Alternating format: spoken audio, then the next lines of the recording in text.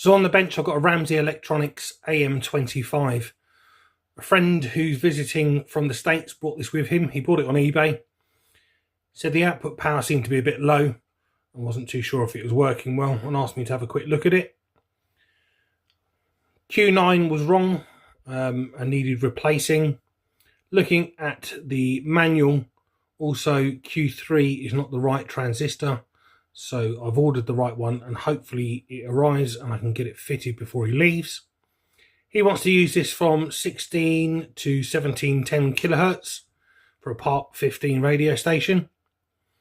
So I've had to change the low pass filter, remove C3, C7, put the correct value capacitors in 4 and 5, and then rewound these coils here.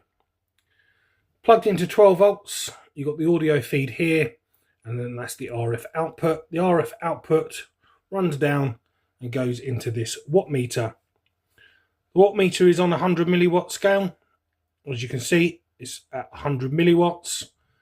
There is a bias control right here. So if I put the screwdriver in there, pan back to the watt meter, I can adjust the level of the RF. Like I say, he wants it for a Part-15 radio station, so I'll set it back there. I've got a radio here tuned to the frequency, and then if I put in a 1 kilohertz tone, you can hear the tone. I can turn it down. That's max volume.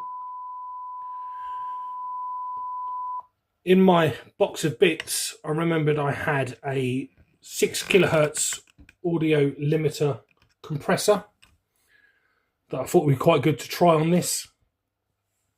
You've got a switch there which basically switches either the limiter compressor in or it's straight through. So at the moment it's straight through. So if I put it back on again, that's just straight through, normal audio level.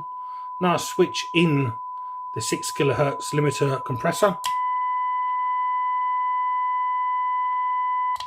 Back again. Nice simple circuit.